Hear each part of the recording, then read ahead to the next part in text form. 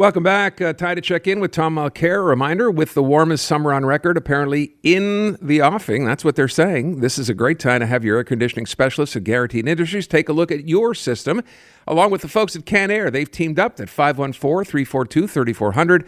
They've been serving Montrealers since 1957. That's Guaranteed Industries. Tom, I'm not sure where to start, but might as well start with this whole the gag order to the gag order and explain what this is all about in the federal government and this new infrastructure bill that the Liberals want to get through. Right. Well, this is using closure, basically shortening the time that it takes to get a bill through. It's interesting because, of course, the Liberals are in a minority government situation. So if the opposition parties are that upset about it, they can obviously bring down the government. But I don't think that's about to happen. This is about changing Canada. This is what Carney's been talking about. He wants to get rid of all the rules that block projects because the provinces have their own barriers to each other. This is his big change, and this is something that has been long overdue for Canada, in my view. I think that Carney's analysis of this is completely right, and I also think that he and his team have made the exact correct assessment of this state of play with the opposition parties, because they're going to huff and puff, but they're not going to dare blow the house down. So it's going to go through. They're going to shorten the time necessary to study this thing so that they can get it through before the summer break. And you know what? I think Canadians deserve a break, and they also deserve a change of pace in Ottawa. Carney's bringing in huge changes, Aaron. He's brought in Michael Sabia, who's going to, you think that Elon Musk, who didn't know anything about government, had a chainsaw? Where do you see what they're going to do? I mean, he's talked about it very carefully, but openly saying, look, what happened under Trudeau's reign, increasing the size of the federal government, and they're spending 9% a year for 9 years, that makes no sense, and he's going to roll it back. There are going to be a lot of changes in Ottawa, get back to our core responsibilities, and get rid of a lot of the trimmings that Trudeau brought in that are costing so much, that are producing nothing in terms of public protection or public service. Tom, I don't know about this other than what I just read. So the idea on this bill, this C5, do pipelines get included here in this infrastructure bill? They can be. And so this is what we're talking about, but you can't just say, in a bill, we're going to say that this is going to be a pipeline here or there. First of all, there's no proponent of a pipeline right now. And second of all, of course, you have to look at all the normal things that have to be looked at. You have to get provincial agreement, because the barriers don't have to be there the way they are now, but the province involved is still going to have to go through its licensing process. What Prime Minister Carney is saying is there's only going to be one evaluation process instead of having two. Now, we did something like that when I was Quebec's environment minister, and everybody seemed very happy with the fact that we got rid of a lot of the duplication in terms of environmental analysis. This would be at another level, and what he's simply saying to the Canadian public is, we'll look at the assessment that's being done by the province. We're not going to duplicate it. And, there could easily be somebody from the feds sitting at the same table, listening to the same evidence, but you don't have to have every single gall-darn presentation made a second time. This is exactly the type of wastefulness that stops everything from being done. But it doesn't mean you don't have to work with First Nations. If there are valid claims, you're going to have to respect the United Nations Declaration on the Rights of Indigenous Peoples and their right to prior informed consent, that sort of thing. But that's just part and parcel of getting things done in a country like Canada. What's not happened in the past is we didn't have the legislative ability to sit down and work with the provinces and get rid of these useless barriers. This is exactly what Carney is promising, and I think it's going to work. So the other big story, of course, concerns the G7 meeting happening in Kananaskis, and the G7, which is now a G10, 11, 12. I don't know what number we stopped at here, but I guess in a way, and I know there's been some controversy over inviting Narendra Modi and inviting the Saudi Crown Prince, but at the end of the day, you think Canadians are at least concerned enough or interested enough, they think, you know what, we might as well be talking to everyone, given the fact that we're facing this from the U.S. right now. Is this a good idea or not? This is one of the key points that Carney put forward in the paper that he published last weekend, explaining what Canada's attitude was towards this G7. And that's when we started seeing the invitation list grow and grow, Aaron. And I think that what he's doing is exactly what he promised. He's looking at new partners, because we're never going to, again, if we're smart, we'll never again put ourselves in a position where we can be held hostage by the Americans, threatened with becoming the 51st state. Trump went so far as to say he was going to attack us economically. Thanks for the information, Donald J. Trump. We know exactly what we've got to do. We're going to sit down and, you know what? We signed a deal in the Indo-Pacific, but that includes India. We're part of the Trans-Pacific Partnership. The Americans refused to sign on board. We've got partners in Europe that the Americans keep blasting. So we're going to work with new partners. We're going to build new trade relationships, and we're going to tell Donald Trump what he can do with his tariffs. By the way, we are being told that a little bit like the Brits, although Canada's trade with the U.S. is many times larger than what the Brits do, but we're told that the Brits do have a special deal. Fine. So I think that part of the reason why Carney hasn't reacted stronger to the 50% tariffs on steel and aluminum, frankly, Aaron, is because he knows he's going to get a deal with Trump. But the problem with Trump is he's proven that you cannot trust him. That's not a surprise to anybody who's ever dealt with him in business. But it's a surprise to countries who signed a deal that Trump boasted was much better than NAFTA. He wrote it, he signed it, and then he's broken every single clause of that agreement. So what's the purpose of renegotiating another Canada, U.S., Mexico? If it's with Donald Trump, he won't respect his own signature. I would ask, though, with respect to those people who are now going to be here, who've become sort of controversial. I mentioned India. I mentioned, of course, the Saudis. Did Mark Carney expect backlash from within his own party over this?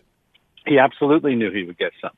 When Sukh Dhaliwal started saying this is unfair, and he's a leading member of the Sikh community, you know that it's coming from a place of anger because of what the Indian government did to, allowed, more likely, is a better way to put it, with regard to a pogrom of Sikhs after the assassination of Indira Gandhi. So these are things that have stayed on people's minds. They ascribe some of this to Modi, who had a role in the armed forces at the time, and they've carried that. And so these are the types of things that have to be looked at. But the answer from Ottawa is we're sitting down with the Indian government like the Americans did. There was something similar that was done, but they didn't get to the murder in the States, but they were able to stop it before it happened. It was the same sort of command from the Indian government to kill somebody in the States. So we've just got to learn how to play this more wisely. What happened was Mr. Trudeau stood up in the House of Commons when he was having a rough time in the polls. He stood up, he made a big deal about this on the first day of Parliament to get the heat off of him. But all it did is completely sour our relationship with India. We already had a very soured relationship because he boasted that he had scolded President Xi. If you know anything about Chinese culture and the way to deal with each other, you don't make someone lose face. And Trudeau didn't care. He was going to try to find ways to stay in power, and he started fights with a couple of the most important countries in the world, China and India. Carney's trying to repair that, and that's what he's hoping to do, start doing, at least at Kananaskis. All right, let me bring this a little closer to home. We have the big provincial Liberal leadership race, which will be decided over the weekend, that apparently no one cares about except for the provincial Liberals who will be voting in this thing.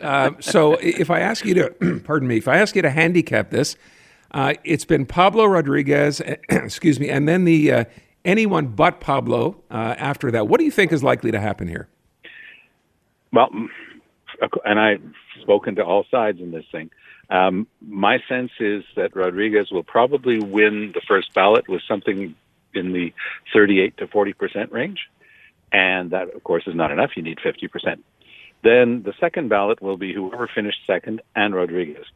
From all the information I've been able to gather, that second place finish is going to be a fellow named Carl Blackburn, somebody I know well. I worked with him back in the day, former head of the Conseil du Patronat, Quebec's largest employers group, former MNA, but has done yeoman work in the party. He knows everybody in the party, and everybody knows him.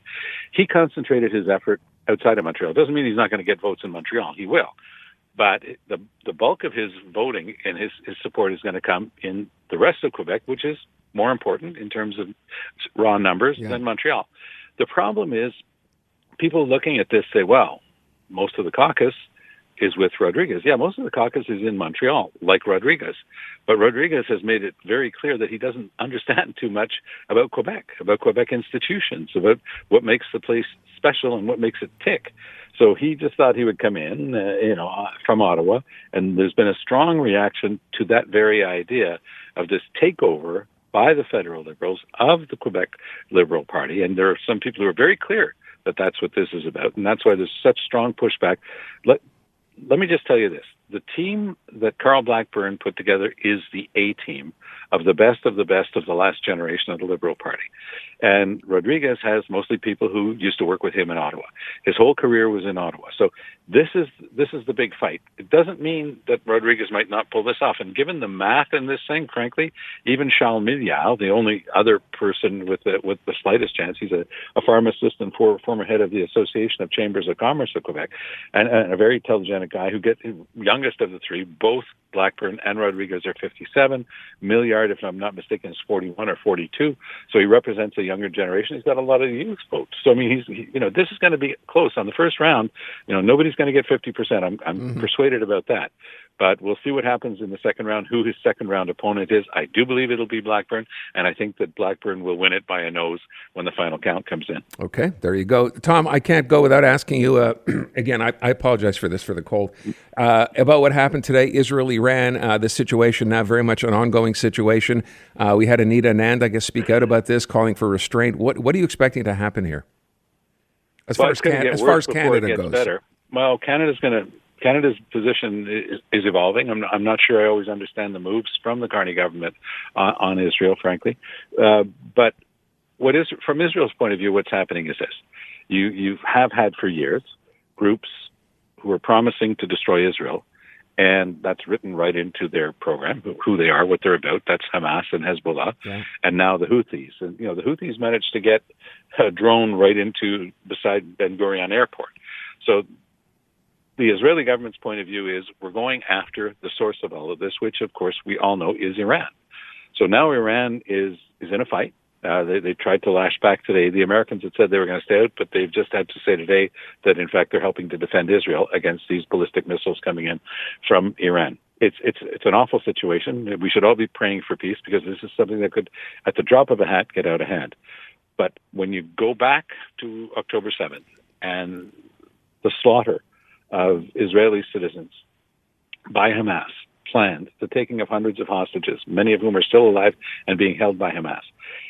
And the fact that these are groups that have said they want to destroy the state of Israel. From Israel's point of view, it's very easy to understand why they're saying, well, we're going to go at the source of all of this, which, again, is Iran. So let's hope that it doesn't drag on. Let's hope that it doesn't escalate. But that's the clear signal that we're hearing. And we leave it at that. Tom, I thank you so much. Again, I apologize for the cold. All the best. Have a great weekend. You too. All right, see you at the Grand Prix.